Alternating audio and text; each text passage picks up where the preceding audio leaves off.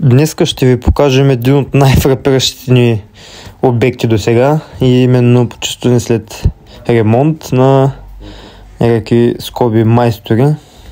Може да видите какъв леш са оставили, нито е ползвано тиксо, нито найлон.